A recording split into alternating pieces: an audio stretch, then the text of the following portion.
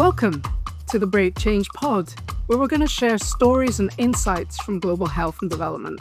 Today, we're talking about the 100 small details that make health systems work better and the people who make them happen. In this episode, Sherry and Faisal talk about what it really takes to turn ambition into action. They share lessons from their work improving maternal and newborn care, how starting small, learning fast, and delivering early proof can build trust and unlock lasting change.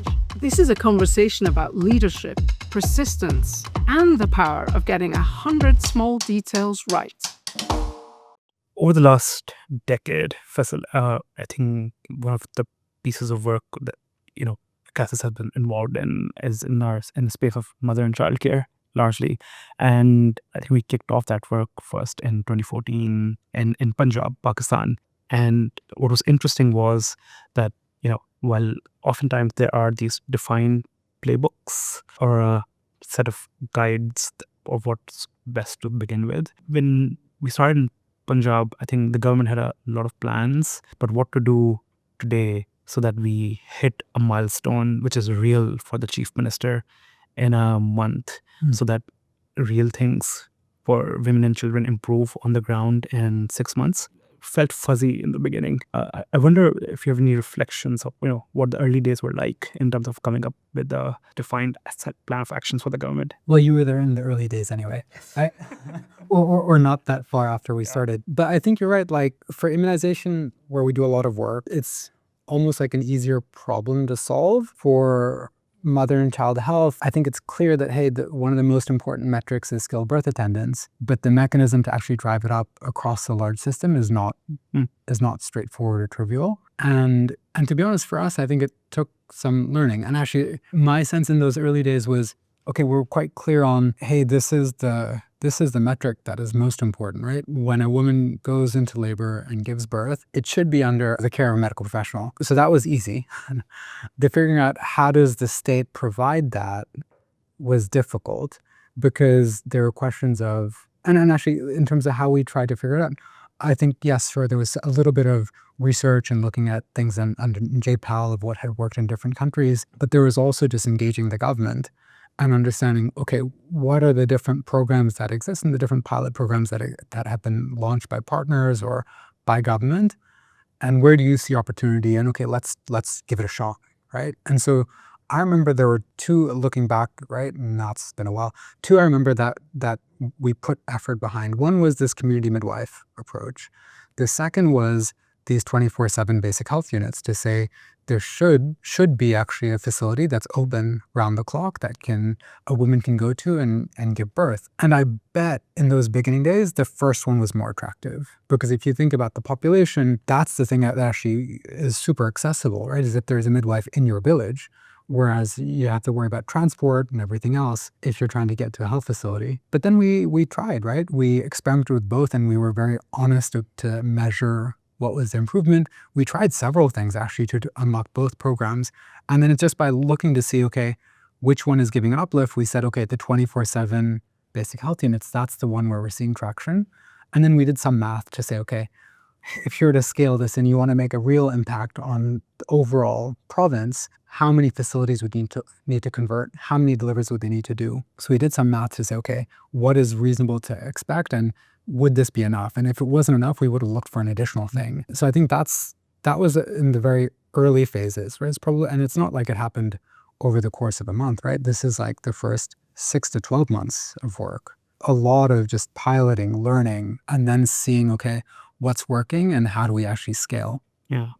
And I think one of the associates working on the early days of this project, it was interesting that, yes, it was actually, once we had catalyzed the commitment around getting the government to go behind the 24/7 facilities idea, that, okay, that's where some of the more momentum is coming. And even though earlier this was a hard to sort of implement solution, we think this could actually get us the right kind of results. It was still quite a journey to actually get those facilities into a state that would make those numbers start making sense. Yes. Because just because a facility is 24/7 and a staff is available there at all times of the day doesn't mean it's still safe. So actually, there's one part of it which is, like, we applied what would have been our traditional playbook, Yeah. right?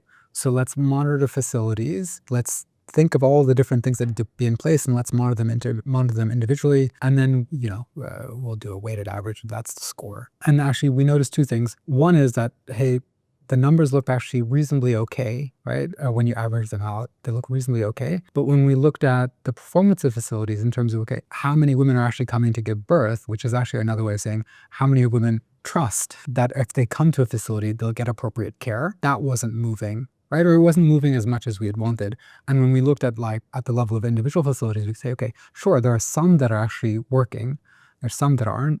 And there was a realization that, okay, the problem is you might have 3 out of those 4 things. You don't have that 4th thing. And actually, that's going to compromise trust because it will not provide the standard of care that we actually want to when we say we're trying to increase skilled birth attendance. And to be honest, that clicked not with the chief minister. It was actually it clicked with the project director, MNCH, who you'll remember very well, very memorable and actually powerful figure, who he pushed it, right? It clicked for him. He figured out how to reframe it in a way that made sense to his colleagues. And he drilled and hammered on that for months to say, I will not, as the government lead on this topic, I will not accept that your facility is functional unless all these things are satisfied, and took it up with every district health officer to ensure that, right? And debated them on it. So it was his persistence, I think, that actually drove it up. One of the big things that I was learning at that time was that, when I came into the sector, started working, I very naively, but very confidently, I guess, believed that the biggest thing is not enough money in the system. There aren't enough resources. Pakistan, Punjab is a poor place. And that's why, and governments are under-resourced. They can't deliver what's required by women and children everywhere. It turns out, once you start doing the small, hard things of making sure you figure out which intervention is the right intervention, and then making that successful in the implementation phase of actually going down to the details of yes, you might have electricity, you might have all the medicines, you can have a very nice looking labor room, but if the staff doesn't show up, it's still failing to provide the standard of care. So what do we need to do to get the staff there? And there are hundreds of steps to get them there. If one of the medicines is missing, there's dozens of steps to get the medicine there. So all of them have to be orchestrated in such a way to get them at the right moment, so that I loved how you said it. Women start trusting the facility at the most critical point of their lives and their babies' lives. And I think once governments, I guess, and senior leaders like chief ministers and ministers, and they start believing that this is working, they are willing to put money behind this too, even though this might be a very expensive intervention and contrary to what we originally thought might work. I think you've said it, or Fenton has said it once, that governments won't put good money after bad. So actually what might seem like our governments might be feeling resistant to spend money, especially in under-resourced environment, especially relevant right now, it's often an implementation problem first, of not working with them enough to roll something out well enough to show results that justify that spending. Yeah. We worked together back in 2014-15 and got the work started in Punjab. And one of the things that's actually been, from my perspective, has been very impressive is you have actually worked with the Sindh government, which is actually a much more complicated and difficult part of the country, to actually replicate some of this stuff. And the results speak for themselves, right? It's been really strong. I'm curious, actually, what have been the challenges you've noticed in actually trying to take that model, adapt it in a new place that is actually a more challenging one? One surprising thing and one slightly unsurprising thing that I've so far learned.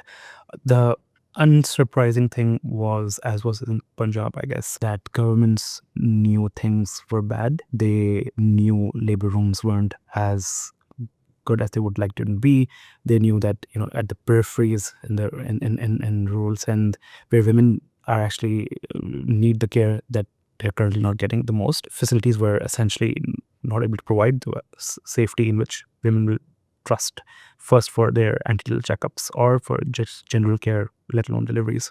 So I think what was unsurprising was that the government and the minister especially wasn't resistant to this idea. She was like, yes, I know this, things are really, really bad, but what's day one look like? What's the next week look like? And she had a plan, and she was very focused on the primary care person, but and MNCH particularly. But I think the big thing was at the pace that she wanted to move and at the pace of results that she wanted to see, the system as a whole was letting her ambition down because she couldn't learn fast enough from what was out there right now, that what's missing where, which facility requires attention right now, where has she provided money to districts and is not being used to improve facilities for mothers and children who are going to come in. And I think that's where, so that was unsurprising, because we do find sometimes that, we find these champions, these very inspirational leaders who want to do something and who want to like do things quickly. And maybe the data systems or the way that the system is structured right now is not conducive to like moving fast.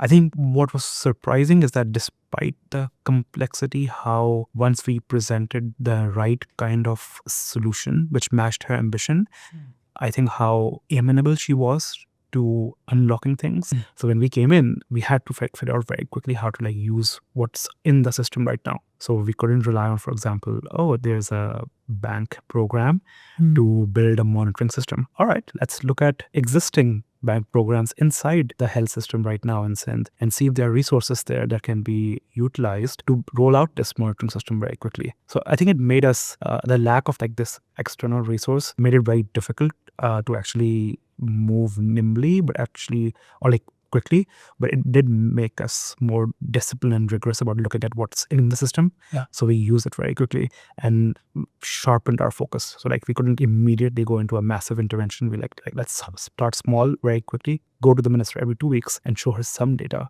that the system is there, and then get her into the habit of like, let's review what's happening on mother and child care, not every year, not every 6 months, every 2 weeks, with whatever we have. And that gave her the confidence, and like this sort of goes back to your experience in Punjab. They were willing to then throw good money after things which were showing them useful, actionable results. So I think the big challenge definitely was that there wasn't such a big program available externally for funded from bilateral sources. It was very surprising to me that how quickly domestic resources can be mobilized to when it makes sense for the government to do so. That's such an important lesson. I didn't realize that was the case. This was a situation where what you worked on first is actually figuring out, hey, from the money the government is spending already, what are unlocks that actually are still within the minister's control? She doesn't need to go speak to Minister of Finance for anything, right? This is purely within her control. And it gets to your point of saying, hey, some of these reforms might be expensive, but actually if you just look within the operating budget of a health system, and actually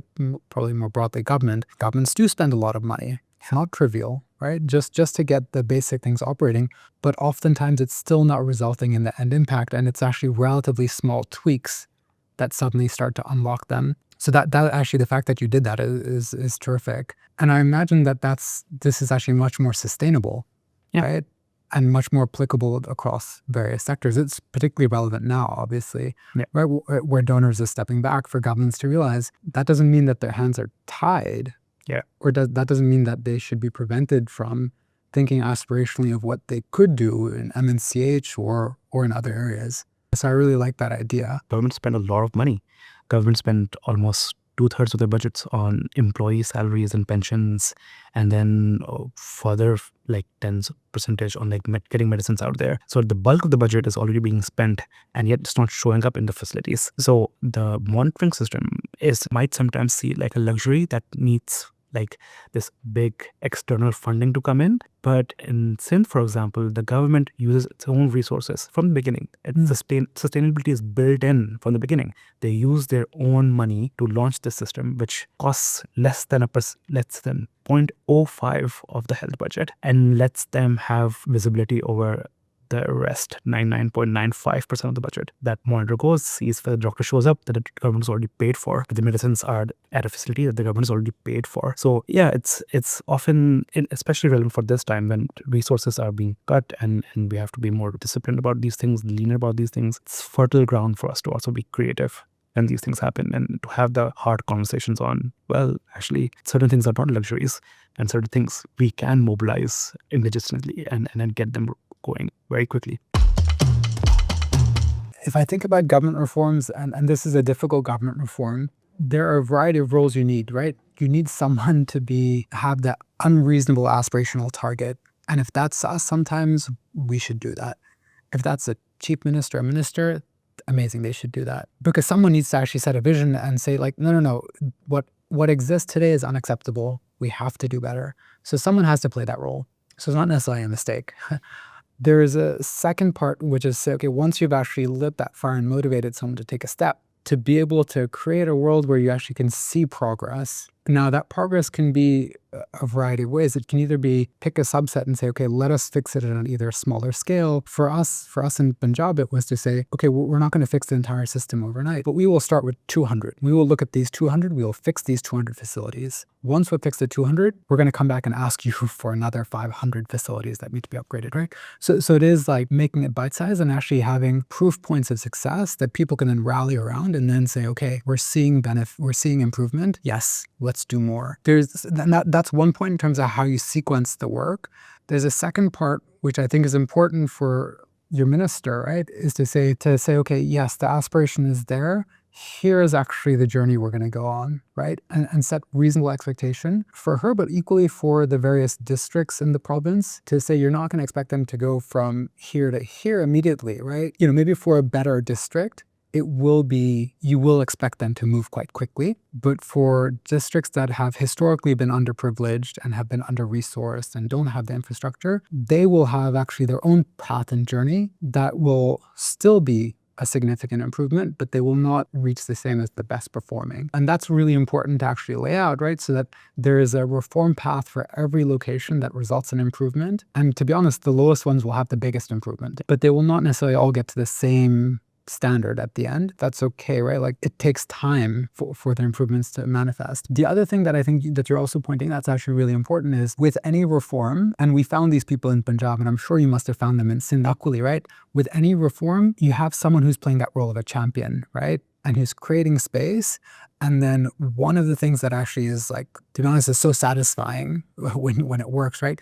But is as partners to the government, finding those individuals who once there is space to start doing, they're willing to take that risk, right? And say, okay, we will try and upgrade this facility and we will partner with you guys who are being unreasonable to try and make it work. And then others will rally around them, right? Like there are a set of there are actual champions who actually drive the work forward each step by step, right? And once it's working, then everyone sort of just comes in, right? And I think that's where you are with the reform in Sindh. So that's a little bit how I think about it. I don't think it was necessarily a mistake. One thing that your question raises, which I'd like to actually turn back to you, is you mentioned the Minister of Health in Sindh. She had a bit of frustration that she had a vision of what she wanted to do, but was worried that the system itself couldn't give her transparency or couldn't move at the pace she wanted. And I'm wondering actually, yes, you showed that slide with everything red, but how did you manage her own expectations of what's going to come when? And yes, she's not going to transform the system overnight, but she's a politician. She must be looking at it from the perspective of, I've been elected now, I have another election in 5 years' time. Yeah. What am I going to deliver? And it can't be zero. So how did you manage that? So I think the way she came about, I think in one way, because it was the end of her tenure for the first time, she was like, all right, let's go as far as possible. Let's do the things which will make sense. And I first need to figure out what's missing where so I can actually do this prioritization. I think in some ways that kind of sequencing happened in terms of laying out when it comes to primary care. You are thinking from everywhere from malaria to waterborne diseases to what's going on in labor rooms and general practitioners in these facilities. So you have these almost 2,000 facilities. Can we focus on making sure they are safe to enter? They're open. Yeah. They have medicines. They have a doctor and the labor room works, because MNCH we even debated, should the labor room be part of it, because the situation was not so great, dire. But she was like, no, because we realized to have that in, because that's what she truly cared about. She cared about what's happening to the women and children of the province. So having that in made things more difficult for the system and certainly for us. But that's what made her meet us every 2 weeks, because she could view that data of what, she cared about everything, but that is she's passionate about. So having that sequence, let's start from just these things for the facilities to get right, these 4 or 5 things. And then as we did lay it out a little bit, that as these facilities get better, the best of them, where people are starting to come in and we feel that they stay functional month after month after month, we should try and learn from Punjab and convert them to be 24/7, right? Because they are getting trusted by the community. We should allow these facilities to be, there's a phrase she says which is just great, which is that I need these 24/7 facilities, these facilities that I have in primary care, to be excellent centers of mother and child care. And I think that's just so powerful, and that's a high bar, like an excellent center of mother and child care. And I think that became the goal, like, okay, let's get these facilities to be function at the basic level. Then as they get improved and they stay functional for a long period of time, get them to be functional around the clock so that community can look at them and rely on them. And then these facilities now, I think that what the 2.0 of the MNCH reform that she's embarking on now in her second tenure, in her second administration, is that there are lots of innovations which have happened in the last decade, and I know colleagues in the foundation sort of have been funding and developing a lot of them. So AI ultrasounds, getting the right nutrition supplements, which are that much more effective at that much more cost for pregnant women. These are the facilities where I want to like invest and get these new innovations there, because women are coming, women are trusting them more. The numbers of deliveries are going up at these facilities. So now there's an area of opportunity of like, let's get AI ultrasounds there. 2 years ago, in a facility which is crumbling and inundated or doesn't have a doctor shown up for a few years, that's not where you go with an AI ultrasound. You only go in AI ultrasound when that facility is a vibrant facility. And I think that's the kind of sequencing which has always made sense for her. It's interesting we're talking about both Punjab and Sindh right now, because a while ago when I was speaking to Faith, a project manager in Ethiopia, who's right now embarking on this very similar set of problems, but in a, again, you call Sindh a difficult context. I think in many ways we're still very privileged. We didn't have an active conflict going on, which right now I think she's embarking on the same ambition and the same kind of vision for reform that we want to help the government with, but in a hard place. And as you're my speed dial on doing hard things in a hard place, I guess, what do you think I should be helping her focus on the first 100 days, I guess? Yeah. To be honest, I think Sherry, like there's a few elements of that. The first thing, which I don't need to coach you on, is there's a humility of what we don't know and the fact that we will learn. That's, I think, probably the first thing. It's impossible for us to ever take, here's a solution set that worked in one geography and transplant. You saw that Punjab didn't transplant directly to Sindh, and that's the same two provinces in the same country. For us to go country to country, it's not a carbon copy, right? But what we do know are a few principles that they enable the work, right? So if we do a proper detailed diagnostic to say, and actually data backed, right? To say, let's understand functionality of facilities. Because at the end of the day, if we go back to what we're solving for, we want a woman who's pregnant, who goes into labor, to be able to deliver under the care of a skilled medical professional. So there's almost the initial step is just that stock taking of what does the system do today? Do they have community midwives? Is that actually a mechanism they rely on? Do they have primary care facilities? If so, where are they? Where are they? How much of the population do they cover? Once you have that, what's the level of functionality? It's actually these elements that were actually in your own diagnostic, those transplants. So because those are just the questions to ask and understand. What is this system performing right now? When I think of that very, very basic question of, can the woman deliver under the care of a skilled medical professional? So I think all of that actually sets the base and will set the base for what Faith does. The second thing that I think does transplant really well is all the work you did in Punjab back when we worked together, and the work you've done since, of actually being able to actually tap into the aspiration that a political leader has for what their own province, region, country should provide for the citizens. Tapping into that, finding someone who's willing to champion and give space and give energy and time is fundamental for this, because this is actually a particularly hard problem, but really any of the work you do. So finding that person, showing them those facts, right, if this is your system today, and then starting to outline, okay, this might be the way it starts to get there. Because actually when that political leader creates the space and says, yes, this is my ambition, I would like to do this, there will be the other people within the department who will say, now that I have that space, I'm willing to partner with you and tell you, this is the solution that I think could work in Ethiopia or in DRC or in Nigeria, right?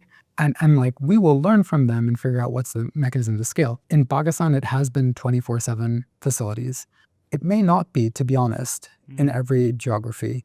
I think if you do have a viable network of primary care facilities, you should explore how do you make them 24/7 birthing centers. But maybe in some contexts, it could be a community midwives program, right? Maybe it could be something else in other areas. So I think you do need to have that flexibility, and we will learn from the health departments we work with. They just need a little bit of political cover and someone to raise the aspiration.